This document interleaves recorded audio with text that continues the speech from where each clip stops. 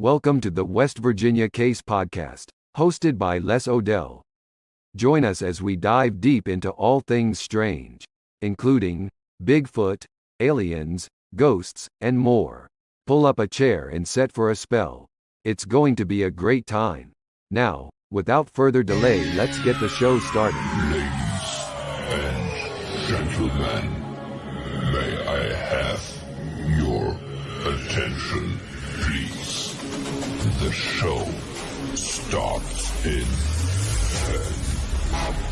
9, 8, 7, 6, 5, 4, 3, 2, 1. Hey folks, welcome back to the West Virginia Case Podcast. Tonight we're going to have a good special guest on. We're going to have John Stasko Jr. on. He's going to come on and talk about his Bigfoot experiences, Bigfoot investigating, his UFO experiences, and investigating UFOs and things like that, and all kind of high strangeness stuff. I can't wait to dive into it. But before we get started, I want to say a few things. I want to thank, I want to thank Bill Rigby for sponsoring the show. With Agents Know and Explain. Bill would graciously helps or shares his StreamYard with me in order to, get my show out there. And I want to say a couple other things. I want to say congratulations to Ron Howes and his significant other. They just recently became engaged. So Ron was recently on the show here, and a lot of people know him as Bigfoot, Biker Bigfoot. And I also want to say, please keep Fred Saluga in your prayers. He was a guest a couple shows ago. Fred, I guess, fell recently, broke a couple ribs and punctured one of his lungs. So we want to put out some prayers there for him and get well soon, Fred. We can't have you gone now, buddy. We got to keep you around for a little bit longer. And also, I want to say to a friend of mine that I won't mention his name, but he became a friend through a Bigfoot investigation. I actually stopped by his house this weekend. It's been a couple years since we actually seen one another. We talk every so often, but I found out his wife is not doing so well. She has been diagnosed with cancer, and the prognosis doesn't look very well. So I want to give a big well wishes and prayers to you. And he knows who he is. I just don't want to give out his name, for privacy reasons. I want to also thank Wes. He's in the chat room there. Wes, thanks for inviting me down this weekend and hang out for a little bit and walking around and exploring your property. I also want to thank Danny Buckner. He's not in the chat room yet, but he will be hopefully here soon. Danny and I went to Bluestone Lake this weekend. We talked to some witnesses down there that had some Bigfoot experiences around the lake. We actually talked to a park ranger. The park ranger didn't really have much to say about, I guess, any activity. He wasn't really a believer, I guess, but he did say, if anything like that does exist around here, this is where you need to look. And we did. We checked out some areas. Danny actually talked to a couple other people that were there prior to me getting there, and we checked out that area. So we didn't see much, but we had a good time. We listened to some audio recordings that Danny had that he brought with him from another location. We sat around, just chilled out, checked out the area, did a night hike, looking around with some thermals and night vision, but had a good time and had fun. And I really enjoyed, there was a bushcraft event going on down there that we didn't really know about. And it was pretty cool that we got to visit. We went and visited some of the guys there and ended up meeting, Dave Canterbury. I don't know if anybody knows who Dave Canterbury is, but he's one of those guys that was on the show, Dual Survival, that was on the Discovery Channel. So we got to hang out with him for a little bit. So yeah, me and Danny had a good weekend. And again, like I said, thanks to Wes for inviting me to come and hang out on his, walk around his property. He's got a lot of cool stuff there. There's some rock overhangs where he does a lot of artifact hunting. His property has had a lot of Native American activity, in the past, because he finds many different artifacts on his property. So with that being said, and let me see who's on here. Yep. Thank everybody for coming. Hi Tammy. Hi Belinda. Hi Wes. Hey Danny. Hey David. Hey Belinda. Let me see who else is in here. I got to scroll up. Um, come on. Hey Griff. Hey Sasquatch Wizard. What's up? Hey Tony. So yeah, with all that being said, let's go ahead and bring John on. Hey John. Hey, how you doing, Les? I'm doing pretty good. How are you today? Oh, not bad at all. Just a little tired. That's all. Just like everybody else, I guess. Getting old. Same here. Same here. Working hard. Yeah. I So, sometimes it's pretty rough to get here on Thursdays because I usually I'm usually working until 5 at 5:30. Then I got about a 20-minute drive home. Then I get home, get something to eat, get some dressed, get showered, and try to get everything set up. And yeah, it can be a rush sometimes. I can imagine. So, I like to begin by saying something that I say at every speaking engagement I do or podcast. I am not. I don't want to be known primarily as a Bigfoot investigator. I am a paranormal investigator. Hmm. Okay, I didn't actually see my first Bigfoot till 1991. Okay, after decades. What happened was I started out in doing investigations for UFOs because I saw UFOs as a young boy and upwards. Okay, but the more cases I got on, I started in talking to and encountering people who said they've seen Bigfoot in close conjunction to a hovering or landed UFO or going into or coming out of a UFO. So that really piqued my interest, and I started doing a lot more research on it. And it seems there's more cases of that than people might even believe. I don't know what the connection is, if any, but there have been I've been on a significant number of cases now where that's been said. Now I want to get right to this as well. There are no experts in these fields.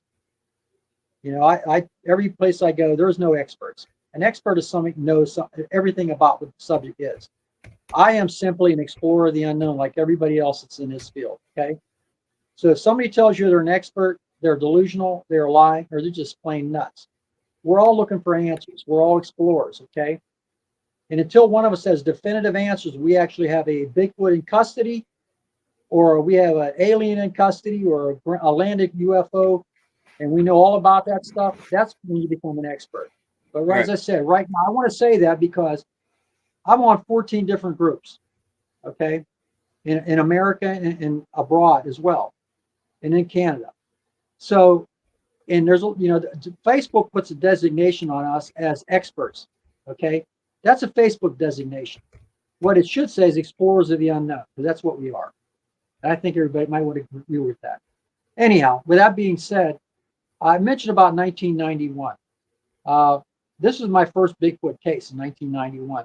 I got a call through Stan Gordon's office. I was a member of PASU at the time, and about a Bigfoot sighting apparently in a place called McMurray, PA, which is strange because that's approximately 12 miles from Pittsburgh. It's a fairly urban area.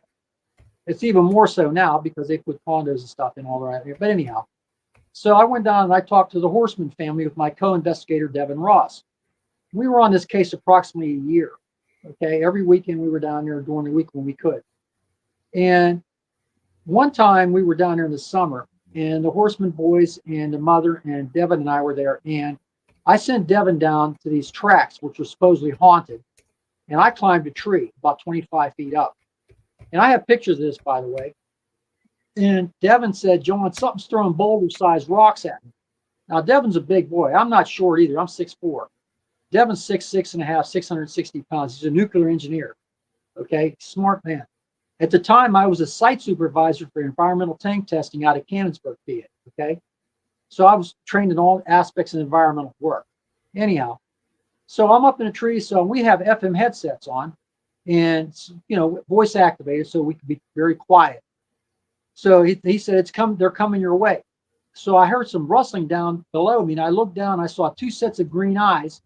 So what do you think I did? I scurried down a tree as fast as I could. When I got there, they were gone.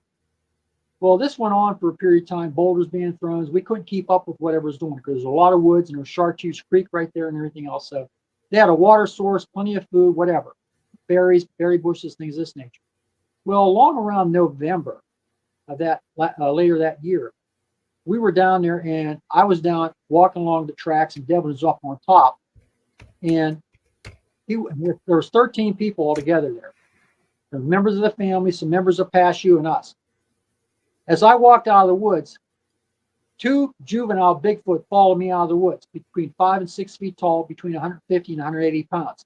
This case was put in Fate magazine, 1994, by Keith Bastiani, a professor who's also a member of PASU.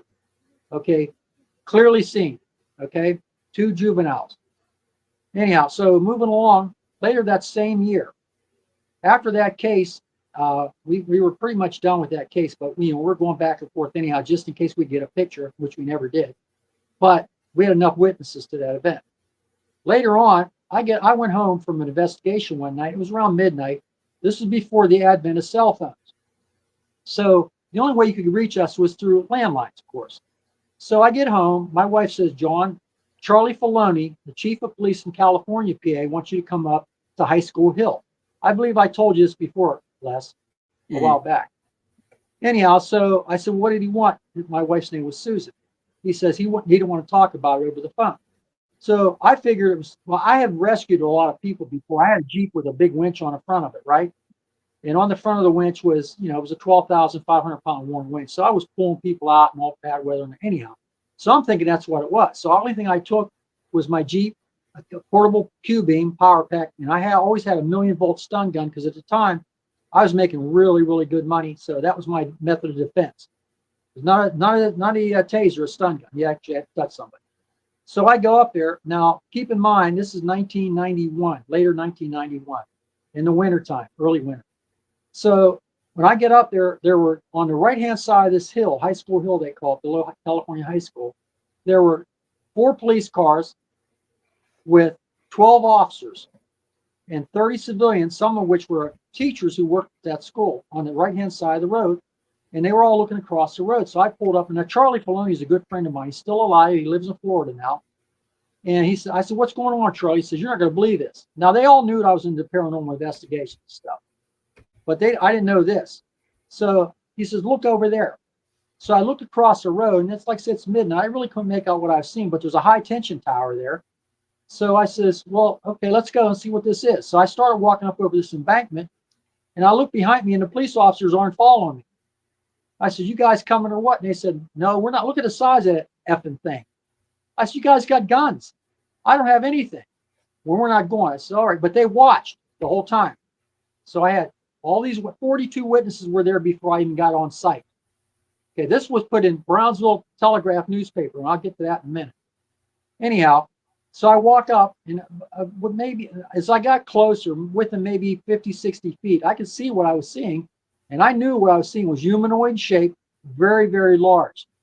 As you know, I'm 6'4". I'm not short. Back then, I weighed about 240. So I was in pretty good shape. I was young. I was 39, 38. 72 now, by the way. But anyhow, so as I got closer and closer, the first thing I noticed was the smell.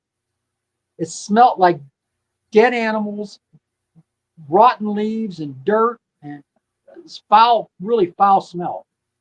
As I got closer, within 20, 25 feet at this point, what I was looking at was a creature leaning against a high tension tower. Now, I know later on, because I measured the height of where it was leaning, how big it was. It indicated a height of about 10 feet.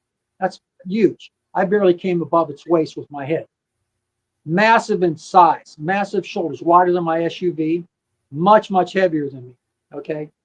Anyhow, so I got a little closer within 15 feet, and I'm looking at this thing, and it's looking at me. It has its arm partially crossed like this. The arms were like tree trunks. It was completely covered in hair. You see renditions on Facebook and elsewhere. They show a Sasquatch creature. It looks like the Incredible Hulk with muscles rippling. No, people, that's not what they look like. At least the one I saw didn't look like, or none of the ones I saw looked like that, okay? This thing was covered head to toe with hair. The only place it wasn't covered was it's right around here, like the face, like this right here. Had hair here and hair on the sides. I couldn't see its ears. It didn't have a sagittal crest like a gorilla. Had slightly pointed head. I couldn't see its ears. Had long chin hair. The neck was almost non-existent. Shoulders, I would estimate 4.5 feet wide. Okay. Like I said, massive arms lengths. I couldn't tell what sex it was because the hair was covering its genitalia. The only thing I did notice about it, because I looked at it for 15 or 20 seconds, was its fingernails were dark in color, like gray color, as was the skin on its face. The strange thing I did notice was it had eye shine. Unless, as you know, no primate on this planet has eye shine, including human beings. No primate. This thing did. I shined my light on it, which is a Q-beam. It was 500,000 candle power. Now, the strange thing about this was it was dark brown in color with reddish tinges. The hair was probably, I would estimate, 12 to 18 inches long overall. The tops of the hands were covered to the fingernails. The undersides of the hands were like dark gray, as were their toenails. Okay. I could see its mouth. Now, the mouth was slightly open. It had two large canines on either side, not overhanging its lip, though, and large molars, which indicated to me it was an omnivore. Okay, eats plants and animals. What the strange part about it is it looked at me. Now, everybody investigates Bigfoot or any creature like this. We know about infrasound. I felt what I can classify as waves of sadness. Felt very palpable, beating against my body, against my chest, like it was sad, okay, as it looked at me. And it kept tilting its head side to side like this, back and forth, and just looking down at me and stuff. Now, at that point, I should have been afraid. I wasn't. I was more in awe of it than anything else. With the number of cases I've gone on in my life, everything you can think of, from UFOs, alien abductions, hauntings, you know, you name it, I've seen a lot of stuff in my life. So I'm not really easy to be, I'm not easily made afraid. So I wasn't afraid of this thing, but I didn't feel any kind of animosity from it toward me either. All I felt was these waves. All I can say is like of sadness. That's the only thing I can say. It looked at me for 15 or 20 seconds, as I said, and in a blink of an eye, from a dead stop. And you've hunted deer. I know you've hunted deer, Les, and all other animals like I have. Deer and bear and rabbits. They're pretty fast, right? This thing was faster than any rabbit or deer or bear I ever seen in my life. 0 to 60 in a split second, almost a blur. It covered 30 feet in 3 strides. That's like 10 feet each in a straight line, and ran into the woods. And I could hear it crashing through the woods. So I tried to keep up with it. And back then, I didn't have the problems I do now. I got a bad left knee and a bad hip. I can't run. If you and I are in the woods, Les, and a bear comes at us, you're in good shape because I can't run. You can get away. I'm lunch. Okay. Anyhow, so it ran into the woods. I tried to follow it, but the brush is too thick. So what I did do is I went back with my light and I looked and I found hair samples. The hair samples were, like I said, between 12 and 18 inches long. I found 2 of them. I put them in a bag and I took them up to our university at the time. At the university, we didn't have the DNA technology back in 1991 like we do today, where they can actually break it down even more. Mm-hmm. The hair samples, they said, when a report came back in 2 or 2.5 weeks, it said that the hair samples were transparent with a red tinge around, but they were very transparent and very brittle. Okay. The strange thing I noticed when I shined a light on it, my light seemed to, as powerful a light as that was, it should have reflected back at me somewhat. Okay. But what it did, it seemed to absorb the light. Okay. Which it was the strangest thing I ever saw. It seemed to absorb the light into it. Okay. Now, a lot of people have claimed to take pictures of Bigfoot. Okay. And generally, they're mostly blurry pictures at best, right? Mm-hmm. Well, that could be attributed to 2 things: camera shutter speed and the speed of the creature itself. Now, there are also people who say that these creatures can cloak themselves or travel through portals. I am of the opinion, just my opinion, these are mortal creatures. They're flesh and blood. I don't believe they can use portals. They may have a somewhat innate ability to cloak themselves in some way, okay? But I don't believe they travel through portals like some people in this field do. I mean, that's just my opinion, okay, based on years of research. Anyhow, well, so let me ask you something. Sure. As far as cloaking and you're talking about the hair absorbing light, couldn't that be explained by if they were able, because a lot of animals can, I guess you say, manipulate. I can't say that word today. The hair, and move it in different directions. Yes. Do you think maybe that's what might happen when people think they cloak, is that their hair moves, and then other light, because everything we see is based on reflection of light. Right. That's what sight is, colors, everything. It's all based on reflection, the light spectrum, and how light reflects on different object or different items and things. Do you think maybe they're able to, whether even if it's just turning a certain way or making the hair lay a certain way, that they can change how, or they're aware of how light reflects on their own bodies and make? Yeah, I do. I think you've hit on something really good. You're the first person I've talked to that said that, by the way. There are certain creatures can manipulate their hair. Mm-hmm. Just like certain, for instance, like snowshoe rabbits. Mm-hmm. During the good months, they're brown, right? Mm-hmm. Wintertime, they turn white, right? Okay. Mm-hmm. Let's just take this a step further and extrapolate that. I think you might have something going on there with you, because I think what they can do is they can actually move their hair around, like you said. So it gives the appearance that they've cloaked, or they make the pictures blurry. Okay. Because cameras, right, unless you have a really, really good camera with a high shutter speed, you're not going to get a clear picture. Like these right. phones we have that people take pictures with these cell phones, they're okay, but they're not great. Okay. They don't have the great pixelization that we have. So I think you've hit on something that I think needs to be looked into even more. I do believe what you're saying. I don't believe there's a cloak per se, but right. I think they can do certain things that can hide themselves much, much better. I do believe that. For instance, too, you've seen, okay, I know this is not a very good metaphor, but okay, you look at porcupines. Most of the time their quills are down, right? Mm-hmm. But when they're mad, what happens? Those quills shoot straight up, right? What I'm getting at, I guess, is all creatures have some kind of defensive ability as well as an offensive capability, okay? So maybe this is a defensive capability these creatures have. Now, if there's actually going into a portal, like to another dimension or something, I find that really, really hard to believe. And, that's one of the reasons I bought this electromagnetic field detector, okay? So, if there's a portal opens up, I'm going to see some kind of disturbance in the magnetic field. Right. But I do believe you've hit on something that really needs to be looked into a lot more. But the speed of this creature, I want to say something about that too. You've hunted deer, right? And mm-hmm. bear? Me too. When you look in a deer or bear's eyes, what do you see? What do you mean? Okay, do you see self-awareness? No, not exactly. No. Okay, do you see high levels of intelligence? I wouldn't say a high level, but there are times you can look in animals' eyes. You can tell that there's an awareness. I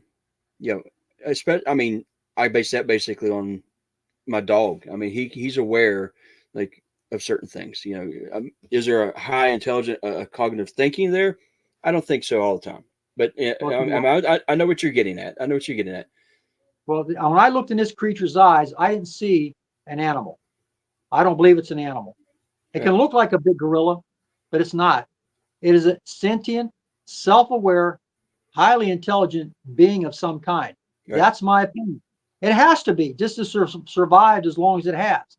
Okay. Mm-hmm. It's aware of human beings. It knows what our capabilities are. Okay. I'll give you, for instance, after all, as I said, you've done it too. I've done a lot of research on this. I can tell you almost categorically, with very few exceptions, that the Northeast Bigfoot is not inherently violent. There are a few exceptions for juveniles, okay? But they're not inherently violent. However, when you move to the Pacific Northwest and out that way, where there's heavily forested areas where there's very few people, the ones out there are much more violent, much more prone to violence. Same thing when you go down south. I hear more of the southern, the Pacific Northwest. I don't quite hear that, but I do hear in the south, quite a bit in the south. Yeah, you have the skunk ape down there, the Bogey Creek monster. You have those kinds of things.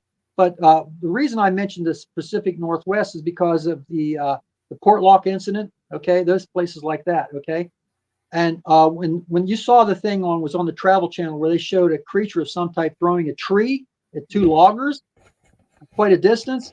I mean, what I'm getting at, I guess, it's based on environment. I think that up here, there's a big food source out in these other areas, like you said, down south and elsewhere. Very few people as compared to the where we have a great preponderance of habitation by human beings, correct? Okay. Well, let's just say this.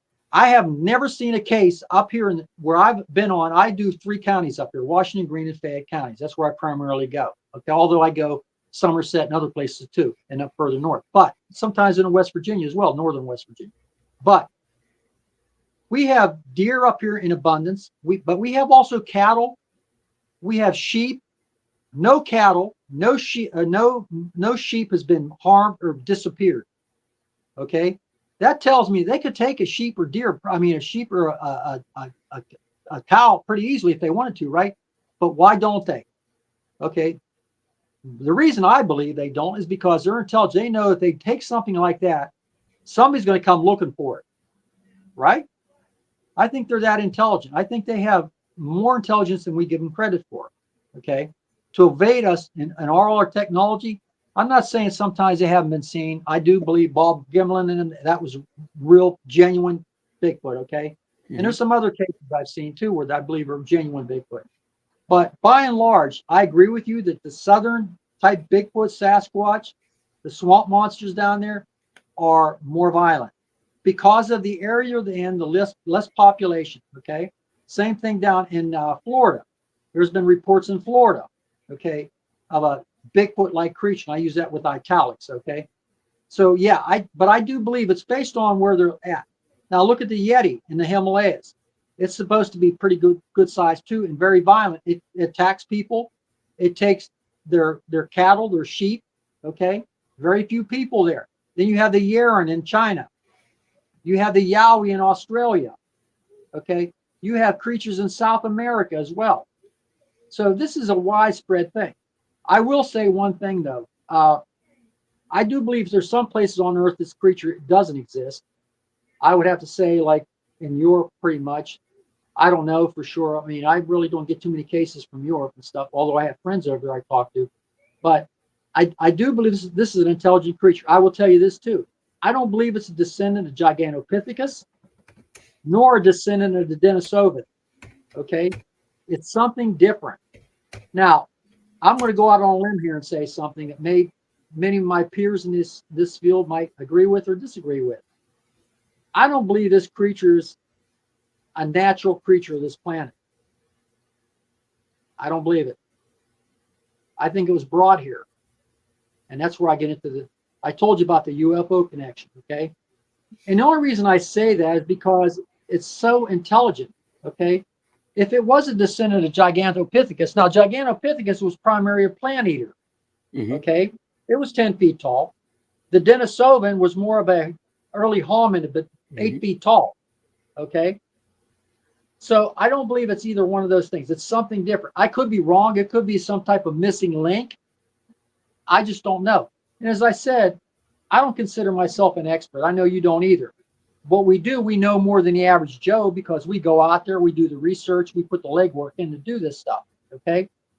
But there are no experts in this field. We're all just being subjective as to what we think. We're offering opinions and theories about what these creatures may be. Now look, 4 times I've seen them, all with witnesses.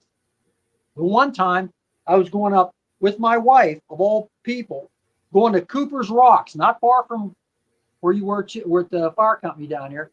We're going up that long grade, and there was a line of cars behind us. That's a long grade. I had that other old SUV. It didn't go that fast up that grade. And my wife says, "Look at that." I turn my head real quick, and it's standing at the edge of that tree line going up about midway was a creature looked about 8 feet tall. So I tried to pull over real quick as fast as I could. And I got out of the vehicle and I ran down and it was gone that quick. I know it wasn't a bear. It was standing on 2 legs, way too big for a black bear. Okay. And the legs were longer than the black bear's legs are long. Black bears have short legs, okay, in the back. This thing had long legs and long arms and stood there and was watching the traffic going up that long grade. Okay. So, and then the 4th time, I was down by Mingo Park. And we had 3 of our 5 great grandkids. My wife and I and 3 great grandkids.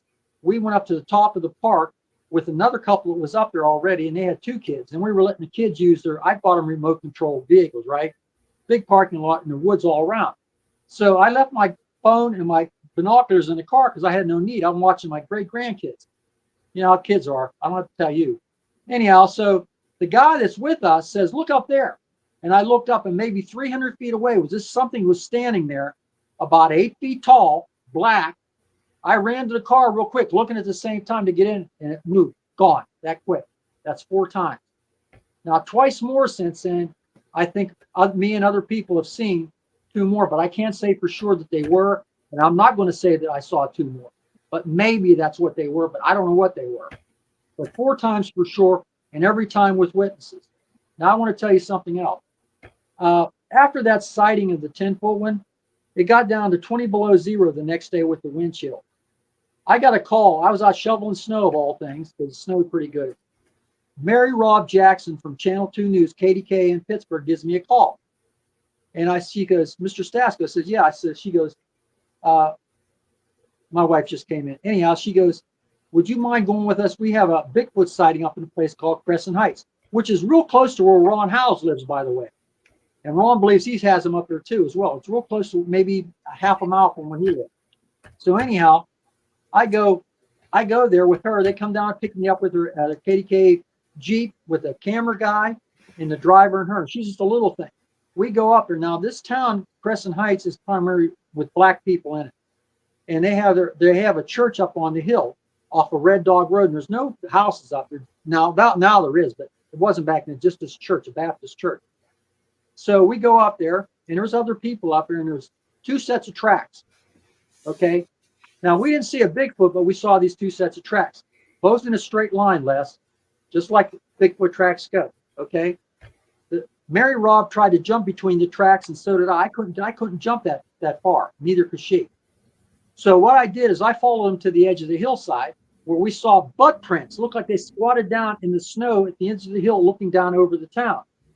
So, but I didn't find any tracks further on. So I'm thinking to myself, they couldn't have flown. They don't have wings. So I said to Mary Rob, I said, something doesn't look right here. So I looked at the tracks again. You know what the Indian trick was? What they used to do, Native Americans? What did they do? They stepped backwards into the tracks, all the way to heavy brush. 2 sets of tracks. 2. The big set had melted out a little bit. It was 22 inches long. It was almost 6 inches deep and about 8 inches wide. The smaller set was almost 18 inches long and about 6.5 inches wide and about 4 inches deep. Now I have something called a soil compaction device, and I measured the depth of the imprint. The depth of the imprint would give me the approximate weight of whatever these things were.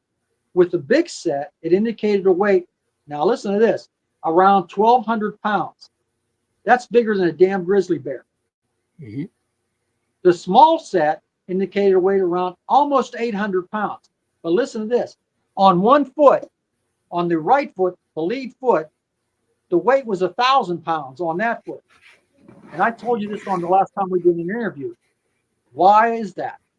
I think it was carrying a young one in its arms. Okay. Now I got real cold. Now I walked back into the woods and I found hair samples again with Mary Rob.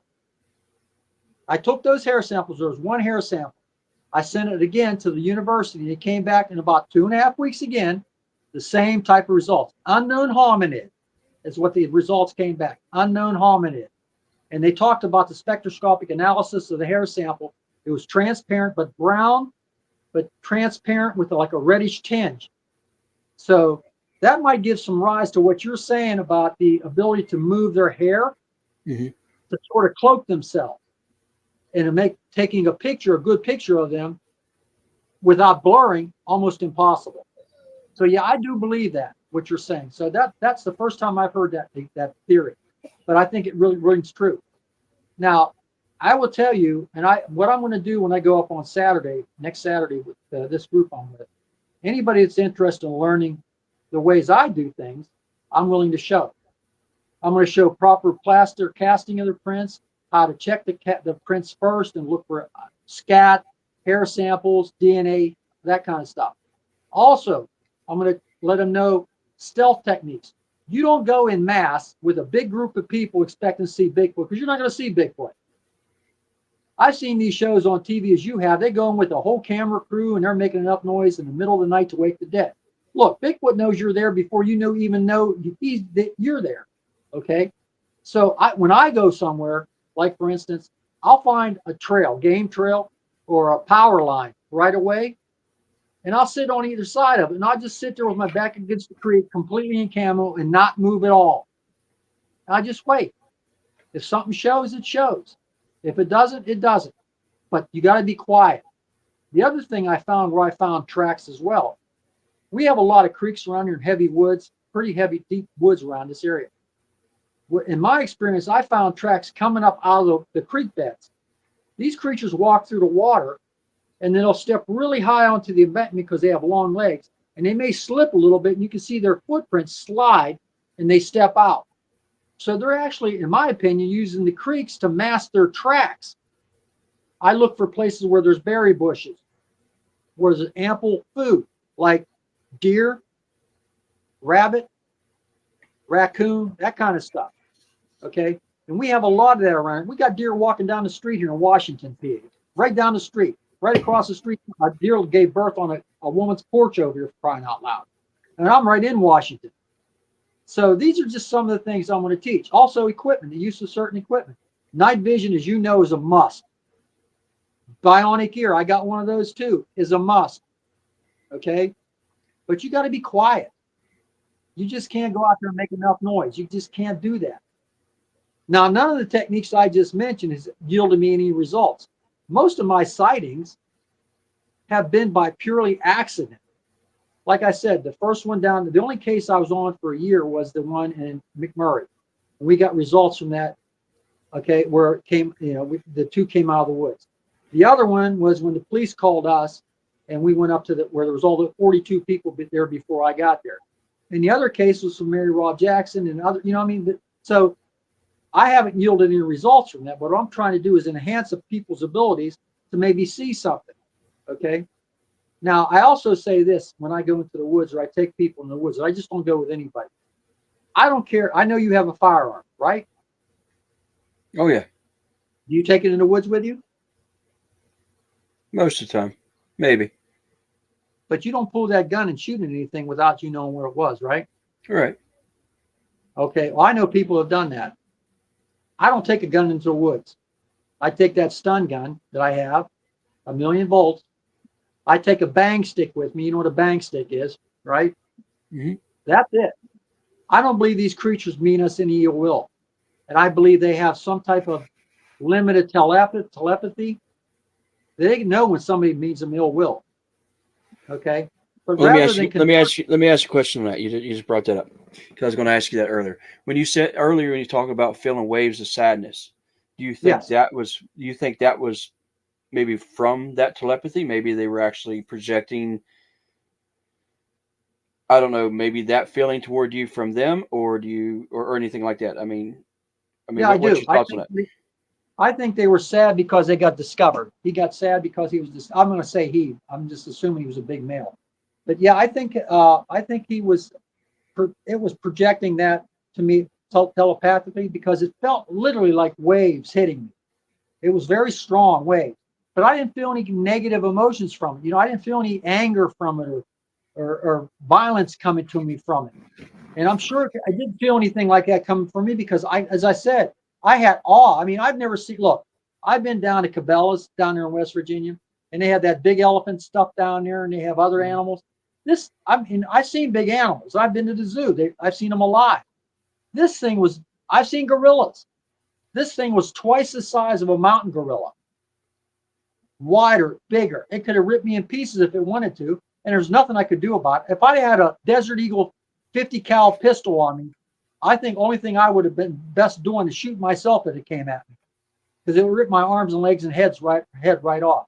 I don't believe it means it's any ill will, Les. You've had your own encounters, correct? No, I've just heard a couple noise. I've never seen anything. I've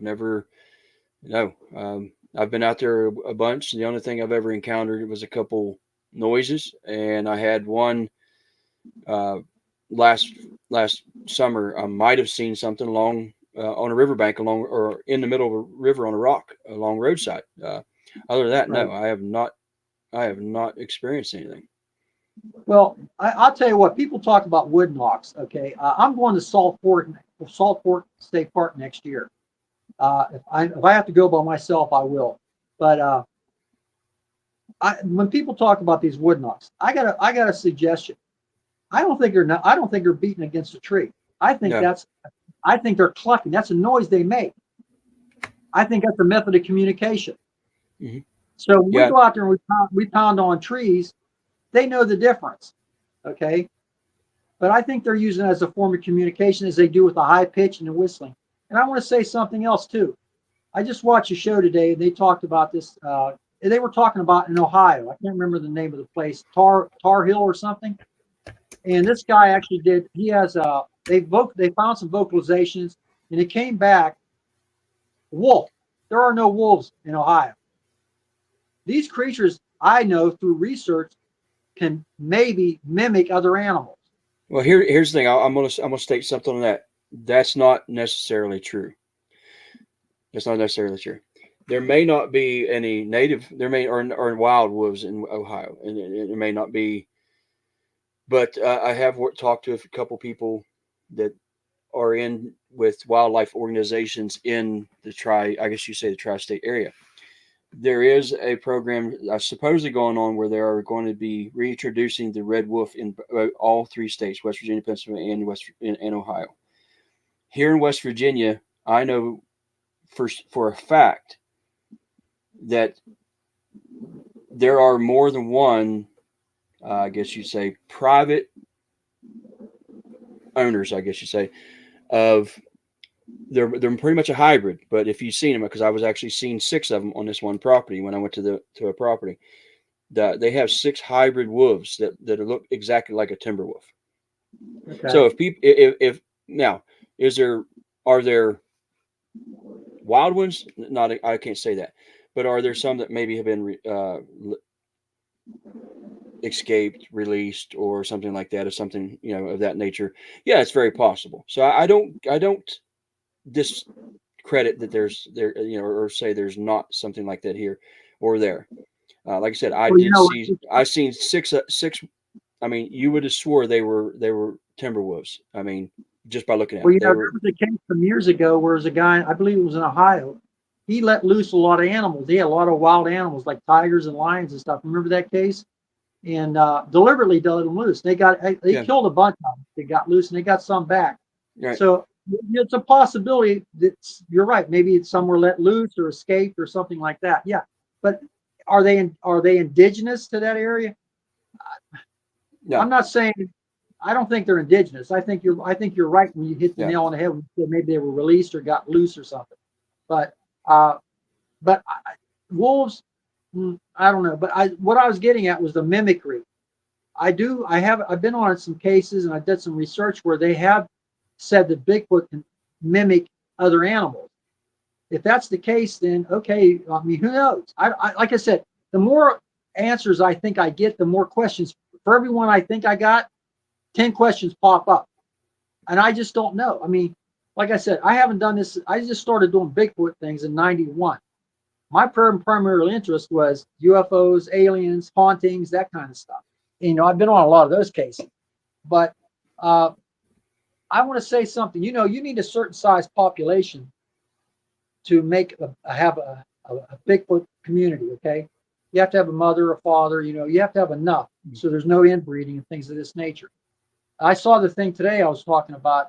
They said nationwide, Dr. Meldrum says there's probably between 2,000 and 3,000 Bigfoot in the United States. hmm 2,000 and 3,000. That's big enough to maintain a breeding population. Okay, that's a lot. But then you think about how big the United States is too. Okay, there's a lot of ground to cover. There's a lot of places like the Northwest Pacific area. Okay, we in Canada, in Alaska. I mean, my God. And he said that what he said was they migrate. They're moving further to the east. Well, I think some went down south, like you said. Some went to the northeast. Some went to the. Actually, there's some cases in Texas, for crying out loud, of all places. Supposed Bigfoot. Arizona, same thing. I mean, so eventually, I think what's going to happen, Les, is I think we're going to eventually start seeing people maybe catch one or kill one. Okay, I'm not sure, but I wanted to tell you about a case that came up here. Remember, I Well, told you about the. Go ahead. let me. There's a couple people who got some questions started out here. Let me get to a couple of those real quick Sure. before we go any further, because a couple of them are way back here. Where'd it go?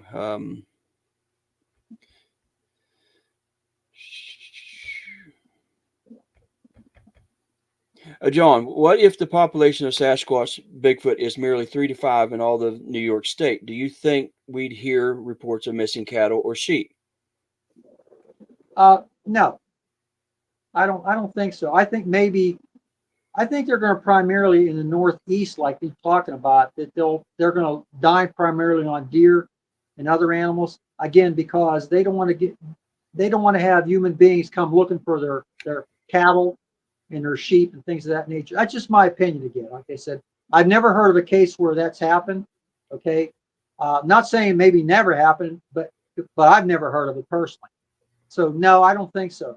Maybe out west, who knows? Because you have things like that out there. I think when it talks about, a lot of people talk about deer being the primary source of food. I'm not really on that boat, really. I think they do. I mean, maybe they do hunt deer. I mean, if they are a predator like that. But I also think they're more of an omnivore, most likely like a bear. And I think they may primarily, if you look at some of the locations that these things are, it seems like there's a high level of water sources. I mean, except for a few, rarities, I guess. But there's a high level water source, and I think they do that because of the fish population. I think they more dine on fish, I guess you say. I think the deer, yeah, I mean it's very possible. Yeah, the bears do hunt deer and stuff like that. But I think the reward to risk ratio with bear or with deer, is there. I think it's much easier for fish. The calories and protein and everything they need with fish is there. I also think that they're foragers, foragers. Yeah, John, I told you I was tired this evening. Foragers. Okay. I think some research I've been doing here lately. Like I said, it's just read into stuff.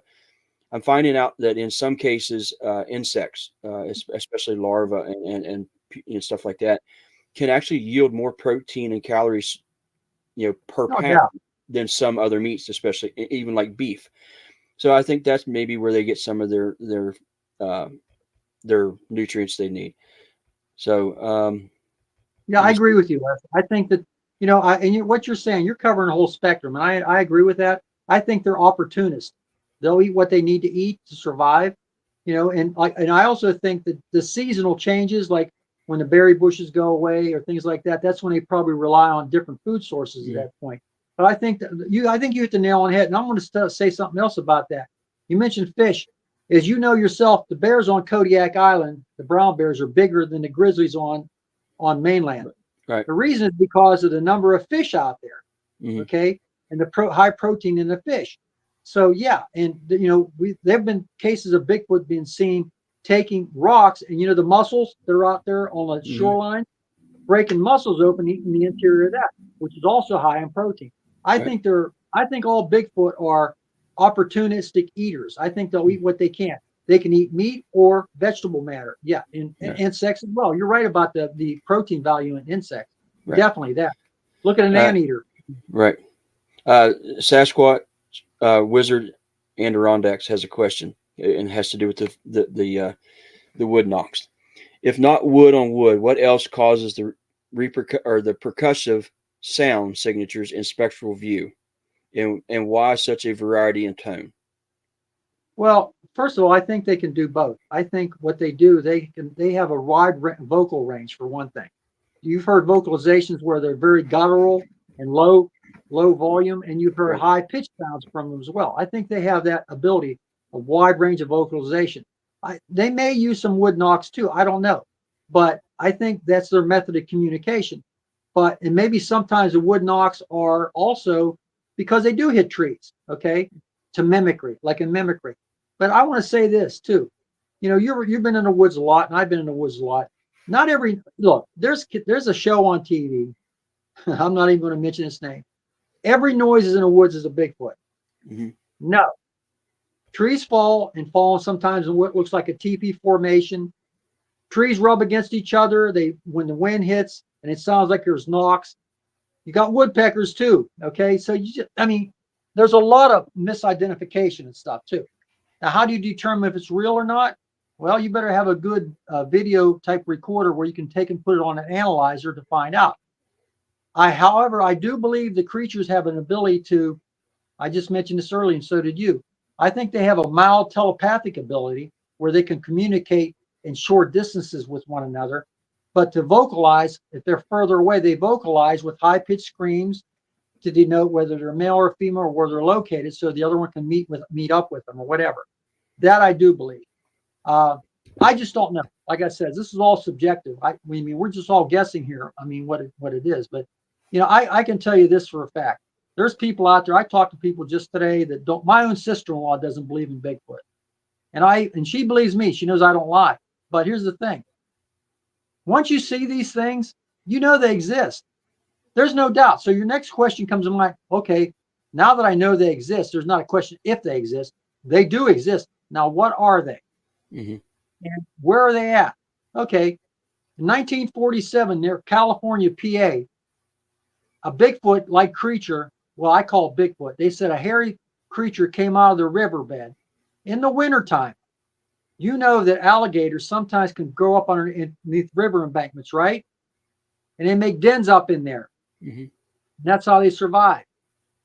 I think that also the opportunistic Bigfoot can really lay its head down anywhere, whether it be under a river embankment underneath, or up in a tree, or in a cave, or in some type of shelter it makes for itself. Okay, I believe that.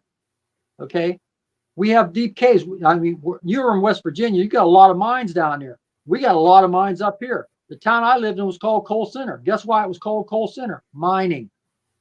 We got a lot of abandoned mines that really deep, go way back, and no one goes into. I think these creatures are very opportunistic about where they lay their head. And I want to say this too. I was asked by Mary Robb on Channel 2 about these creatures. Where do you think they're at? I said, I think they're nomadic. I think the creatures we have in the Northeast are very nomadic. They travel. They don't want to stay in one place very long because of the habitation of human beings around. Because this is more urban areas up around here. We got Pittsburgh, we got Washington, we have a lot of small communities too, where they might be seen. I also think that they are no more nomadic because they follow food sources, where they can find food sources and also water. You're right. You hit the nail on the head. They need water. Okay. So they're a living, tangible creature of some kind. Again, I don't think they're an animal. I don't believe they're an animal. They're too smart to be an animal.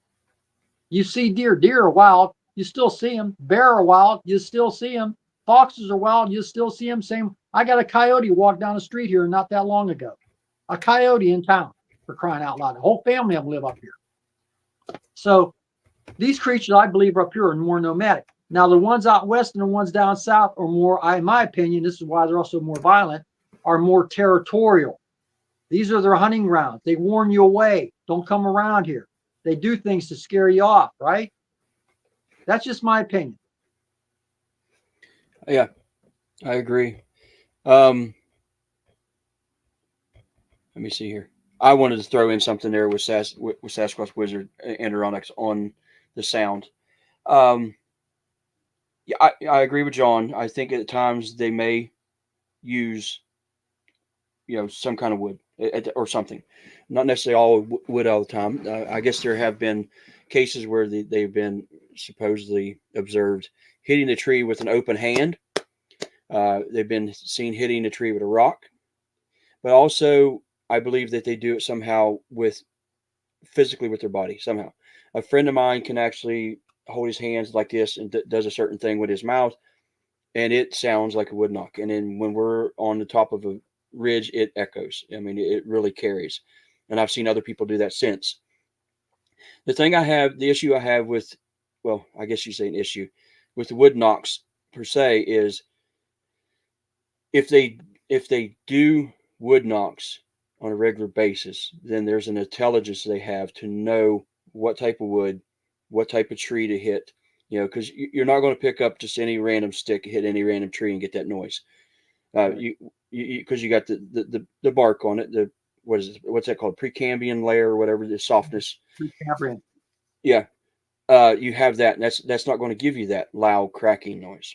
Now, if they are aware that they can pick up, say, a hardwood, like a piece of hardwood, whether it's locust or oak, that's not been on the ground long, it's not punky, and they hit another hardwood dead tree, you're going to get that sound. When I tell people, is I kind of challenge, when they ask that question, is I want to send you in the woods, go out in the woods. I'm going to stay at a certain area at a base camp, and I'm going to have a whistle, and I'm going to blow that whistle. And at that point, you hear that whistle. I want you to find a piece of wood in the right tree to hit to make that sound. Probably 90% of the chance you're not going to. It's just not going. It's almost Right. impossible. It's just not going to happen. Yeah.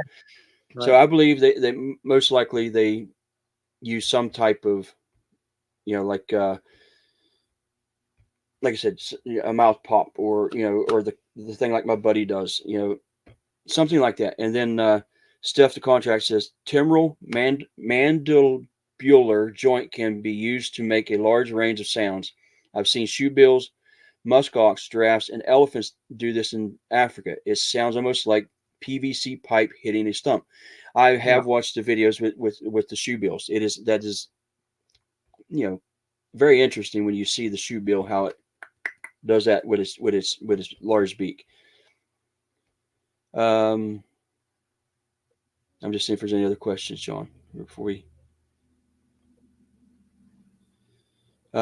Steph also says grouse drum a. Let me put this up. I keep forgetting to put stuff up there. Drum on lark in North Idaho. Sounds like an idling motorbike far away. Dove used nuts looking for trespassers before we figured it out. Well, that's the thing. There's a lot of animals can make those sounds and stuff. Right. And you're right. You can make a clucking noise in your throat if you have strong enough vocal cords, like, what I'm saying? I mean, Right. but I can't project it like that. I'm not a Bigfoot, but I mean, there's a South Sea Island tribe, isn't it? Or no, is it? No, it's in Africa. They do those sounds, they can make those like that. Yeah. I can't do that. And they can be heard over a great distance too for a human being. So I'm thinking these creatures have a variety of things, but I think they have communication, which indicates to me they're intelligent. And I agree with you on that. I think they're intelligent enough. They have not a written language, but they have a language of their own. And I think they use a combination of things, whether that be vocalizations or maybe a wood knock or something like that, or mild form of telepathy in some way, because they can sense certain things. I mean, they're so evasive. I mean, they're the world's hide and seek champions. Okay, they didn't get that way being stupid. But I want to just say this: imagine, if you will, everybody knows what a tiger is, right?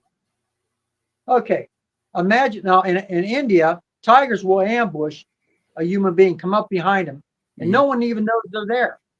Now imagine, if you will, a tiger with near human intelligence. How often would you see it? Not very often, if it didn't want you to. There you go.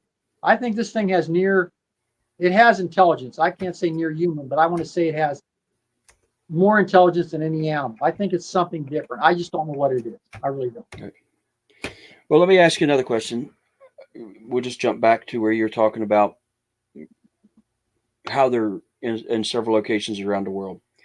To me, there's a few possibilities.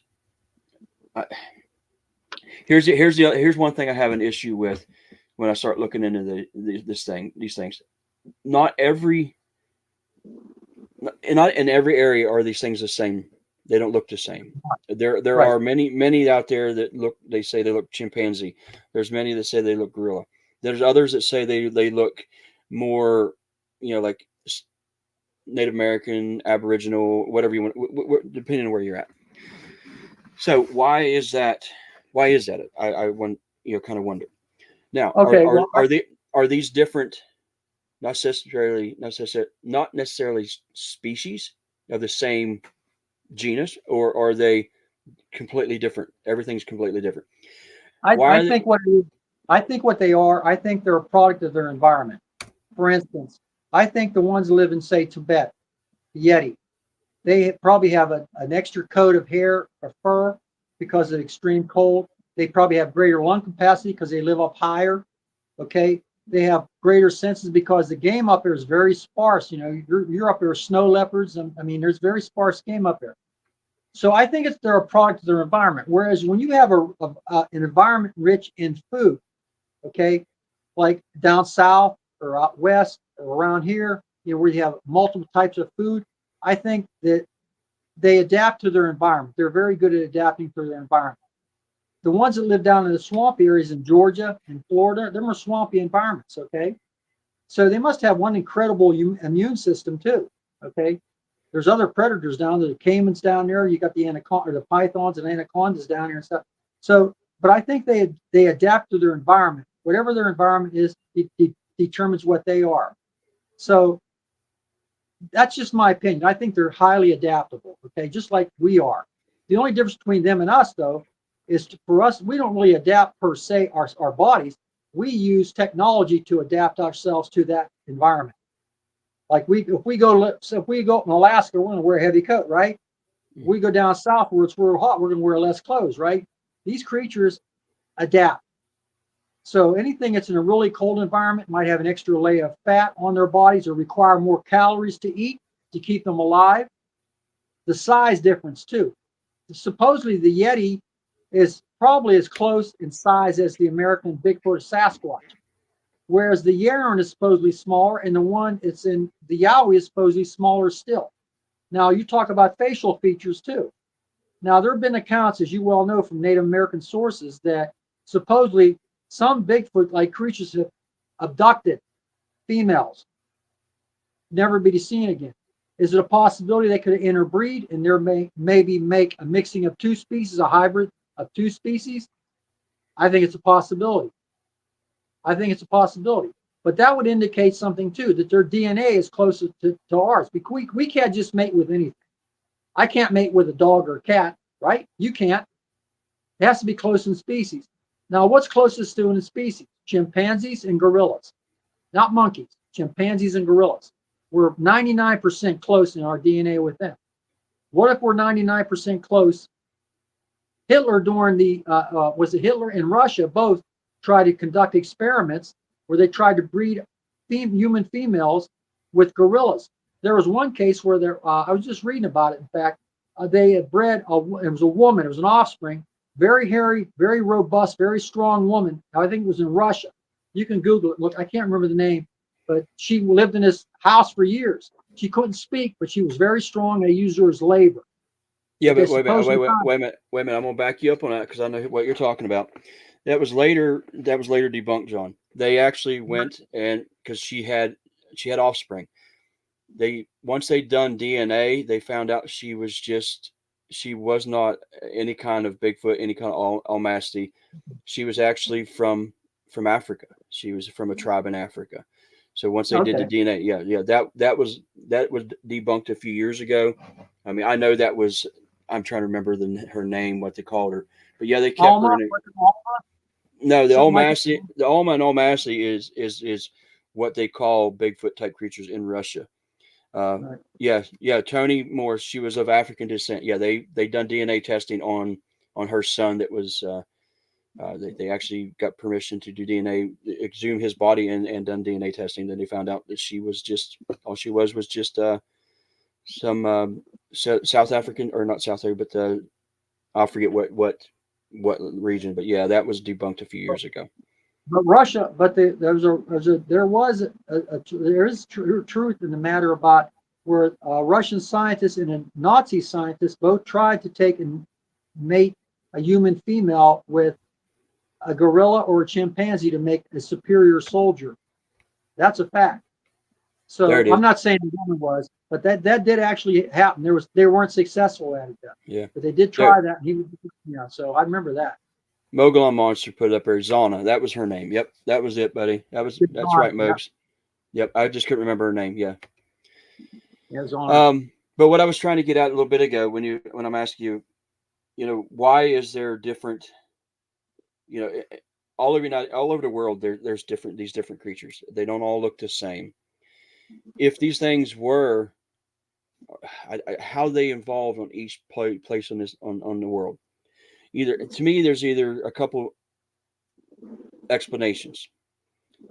There's just different. There's just different tribes or whatever, or these creatures that have evolved or come through time, and they're still there. Two, that might be with you. They were brought here. Maybe they were put in different areas. Or three, these things are so old. The line or whatever you want to call it is so old that it goes clear back to Pangea. And when all the continents split, so didn't these animals, I guess you'd say. And Right. eventually they evolved or adapted into their environment. That's what I think that's a possible explanation, that there was like a larger race, and I mean, because if you look into a lot of the Native Americans, or you look into the Aboriginal or the First Nations, or anywhere that these things are, there's stories that go back thousands of years. So I think that's a very good possibility that maybe that's something like that happened. Is it a gen or actually what happened? I don't know, but I think, I'm just thinking maybe that's possible. Maybe they were just that old, and we're basically the new kid on the block per se. So, Well, I want to ask you a question. Okay, I have my own opinion on this, but I want to hear. I'm a staunch advocate of the environment, protecting our environment, and everything it's in. Every day we lose tons and tons of creatures through extinction that we cause. Okay, so here's my question to you and to the other viewers tonight. If you had the opportunity to shoot and kill a Bigfoot, would you? Not out of just to shoot one. No, if it was for protection, absolutely. Just like I would do at any other time. If I'm protecting myself or my family, absolutely. I don't care if it's a Bigfoot. I don't care if it's a tiger. I don't care if it's a lion. I don't care if it's a bear. Absolutely. If it's just a creature, an animal, like, I believe most likely it is. Because I say that because I think that's the easiest answer. I think it being an animal is the easiest answer. The reason I say that is because when you talk about people talk about interdimensional and this and that and coming from here, first we have to explain how that's possible, before we can say, but if I have to, protect myself or a loved one, or absolutely, I'm going to. Well, that's a different thing. I understand that point. I would do the same as well. But there was a bounty. I can't remember what state. Was it Oklahoma? Somebody put a bounty on living or dead. Yeah. And here's the way I feel about it. To me, because I feel it's a sentient creature, self-aware, I think to kill one just to kill it is murder. Yeah. And I don't believe in that. And for the same reason, I'm not a trophy hunter. I got to tell you this, Les. Where I used to live, I was a pretty good hunter. And I don't hunt anymore with a gun, just so you know. I hunt with a camera. And I'll tell you why in a minute. But the farmers up where I live had corn crops. And they had problems every year with deer. Every year. So they used to pay me to come up and kill deer on their property to protect their crops. I might kill 20 deer a year on various people's properties. I would take the hide and the horn and the meat down to Fredericktown Butcher Shop, and I'd make a deal with the guy. I gave him the hide and the horn and half the meat, and he processed the other half for me. I gave some to family, and I donated the rest to the senior center. Okay? But I wouldn't arbitrarily just go out and just kill an animal just for the sake of killing it or for target practice. I don't believe in that. I think that's not only, it's just like, I have the same mindset in a way as to take, like the Native Americans did. The Native Americans only killed what they need, and they revered the animals they killed. Mm-hmm. Okay, and they used every bit of the animal they took, and they respected that animal. Okay, the problem nowadays we have are these trophy hunters. They're causing extinctions. Look at the elephants in Africa. How many are killed every day by poachers just for their ivory? Or the rhinoceros for their tusks, because it's supposed to be an aphrodisiac. I mean, it's sickening to me. So I don't advocate anything now like that. But I will say this. I think it's going to be near impossible to capture a Bigfoot alive. And I'll tell you why I think that is. One, because it's extreme physicality and intelligence. It's got super hearing, super sight, probably sees in different spectrums than we do. We only see in a very narrow spectrum. Mm-hmm. Sense of smell is greater. Okay. It can travel great distances and very fast. Okay. The only way I think we're going to get any kind of closure with this is two things. One, we find a dead one that died of natural causes or maybe fought a bear and lost. Or two, we actually set up an expedition. Some really rich philanthropist comes together and says, I'm going to fund an expedition to capture one, like you see in the movies, and spends $1 million or more to go out there and try to find one and capture it alive. That being said, and I don't think, and while I'm alive, I think even I'm going to die before we get answers to this. You might get the answers. I'm not going to. All I can tell you is that I know they're real. I know they exist. I've seen them. Other people have seen them. We know they're real. I just don't know what they are, Les. And I don't know why they're here. I know that, like you said, there are different ones around the world, but I think that's because of the adaptability of the environment they're adapted to. You know, they may have interbred with humans for all I know. I don't know, abducted humans. We've had cases of that, you know, supposedly happen. So I just don't know. You know, and like I said, when you get into the paranormal field, any field right now, it's all speculation, subjectiveness. We don't know whether it be ghosts or aliens or Bigfoot or cryptids. I know in Pennsylvania, for instance, we have black panthers up here, half the size of the mountain lion, half the size of the cougar. I've seen two when I was a kid with witnesses, again, at a gas station of all places, up above the gas station. About as big as a dog, a big dog. Mm-hmm. So we know they exist, okay? The short-faced bear, you know what the short-faced bear is? Yeah. Okay, they still think that there's some alive in Siberia. There's Alaska. There's one supposedly still alive in Alaska. I'm trying to remember what they call it, Grandpa or something like that.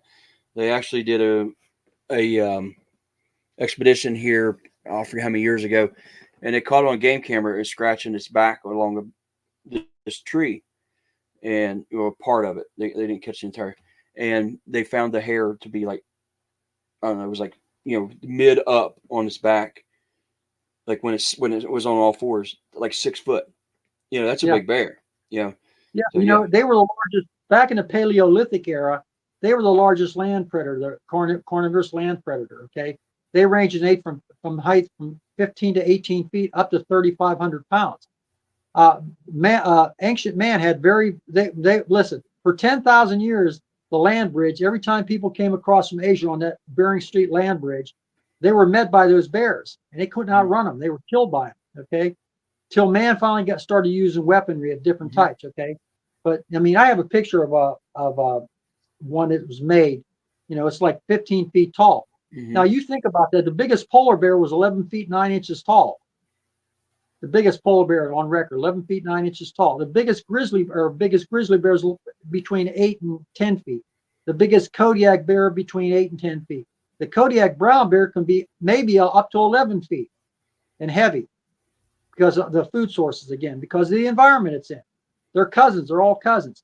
And now, for crying out loud, you got the northern polar bear mating with grizzly bears. They call them pizzlies now. Okay. They're mating with the bears because they're moving south. And polar bears are the only known bear species that will actively hunt human beings. Yep. You know that also wolves will not eat dead meat? Only what they kill. Right. They will not come up on a carcass and eat it, unless they have to be really starving. But they won't eat dead meat. But like I said, you were talking about reintroducing wolves and stuff. They're trying to do that out west to curtail the deer populations. We got so many. I'm surprised they don't have that here as well. We have so many. But here's the thing I just want to say about mountain lions and stuff here in West Virginia. There's been a lot of sightings of mountain lion here in West Virginia, a lot, especially over the past few years. I feel, because after I've talked to a few people, some of them were including DNR officers, especially one that had 45 years worth of service with DNR. I believe what's going on a lot with they keep saying that these are Western mountain lions migrating west. I believe after talking to these DNR officers that some of them are being released. And I think the reason they're doing that is because, as well as I do, in parts of Pennsylvania, there are elk farms. And in the southern part of West Virginia, and Kentucky, they have reintroduced elk. And what is one of the main predators for elk besides us? And it would be the mountain lion. Right. They did that several years ago. That's why we have a booming population of coyotes here now, is because they thought they would release these coyotes and they would take care of the large number of turkeys and rabbit that we had in West Virginia because they became overpopulated. Well, that didn't happen. The coyotes just boomed, and people's pets come up missing. So I don't know. Reintroducing certain animals, I think, may be a good thing, and other ones I don't. And I just seen Tony said I've heard of a woolly mammoth still being around in certain areas. I heard that it's parts of Siberia, but now there is I forget the name of the company. They're saying that they will be cloning, I guess you'd say. They're going to use a African elephant as a surrogate. No. Indian elephant. It has to be an Indian elephant. Indian elephant as a surrogate. Yeah. But they said within the next 10 to 15 years, we will see woolly mammoths again on Earth, or here, wherever they're putting them. I mean, it's going to take a little while to get once breeding starts. It'll take a good amount of years for a close to purebred to come through. But yeah, so that's I won't. You'll be probably eating that mammoth steak, but I won't be. I doubt it. I doubt it. They found a frozen mammoth a long time ago. I think it was in Siberia too. Yeah. And it was flash frozen. And actually, some of the people ate the meat and it was still good. Yep. It was flash frozen. That's a true story. But I know the story you're talking about. They are trying to clone the elephant, the woolly mammoth, because it eats scrub grass. It can exist on scrub grass, and it's gigantic. It's almost twice the size of the African elephant. So it'd be a great food source for the world. You know what I mean? So yeah. I know what you're saying though, but I won't be eating no mammoth meat. I'm sorry. Let me see right here, because we're gonna have to wind it down, John. I've had a good time listening to you. Thank you. But had a fun time. Always a pleasure talking to you. And same here. When I can get a hold of you, because you're hard to get a hold of. I'm busy. I'm always on the go. I'm working, and when I'm driving, because I'm a truck driver, I don't have my phone. I don't mess with it a bunch. All right. Would like to talk to you sometime in the future. West Virginia, take care. Thanks, Steph. Yeah, absolutely. Just hit me up, buddy. All right. You take care. God bless you, man. Take care of yourself out there. Be safe. Hold on for a minute, John. Hold on. Everybody's telling us good night. So great show, guys. Night, John. Night, Val. Or I'm just sharing whatever. I know you probably can't see all the messages.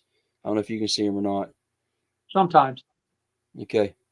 Yeah. When I put them up on the screen, or can you see the chat? Earlier I saw some chats, but that was it. I mean, I can't see it now. All I see going across my screen is welcome to WV. Oh, yeah. Yeah. See, whenever I can do this. See. Oh, I see it now. Are you on a computer or your phone? On my phone. Oh, that's why. Thanks, Nancy. Yeah, Nancy says, here we go, John. I'll put it up here for you. Thanks for listening, John. Great show. Thank you. Appreciate it. Yeah, I didn't know if that's because there's a chat room on the side when you're using a computer. I didn't know what you're on. Well, I have two computers behind me and a Chromebook below me, but I just got this phone, so I like using the phone. Yeah, I mean, I don't blame you. I was just putting up some stuff here so you can see. Well, as long as people enjoyed the show, that's all I care about. Yeah, great show from Tammy. I'm throwing these up here so you can see them, John. Thanks, Lesson John. Great show and chat too. So yeah, everybody was enjoying herself, man. We had a good time. Sure. All right. So, well, I'm not ready to do pole dancing or anything like that for your guest. I'm too old for that. Okay. So all I can do is talk. Okay. Well, I will put you in the background, and I'll be right back. I'll give you, and then I'll shut everything in. I'll shut everything down. All And I'll right. talk to you for a minute. Just hold on for a minute, Okay. okay? All right, folks. That's a wrap again. I mean, I know we could have went on forever. John has a lot of cool stories. Uh, Thanks, Dave. I enjoy you guys coming. You know, I appreciate all you come every week. You know, it's really humbling, to be honest with you. Danny, I'll talk to you soon, buddy. Thanks for your support, and I'll be messaging you here pretty soon. I'm going to be I want to talk to you a little bit about the camp out in little in October when we're going to do that. So, folks, have a good night. Let me get to where I need to be. Again, I thank you everybody for coming. Thank you everybody for the chats. Thank you everybody for the support on the channel.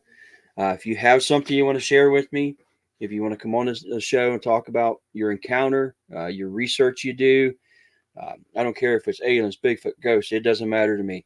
Hit me up on West Virginia Case 304 at yahoo.com. Send me a message, and yeah, we'll get you on. We'll chat a little bit on through Messenger, or I'll chat with you on the phone, and then we'll get you on the show. So with that being said, I'll see y'all next week.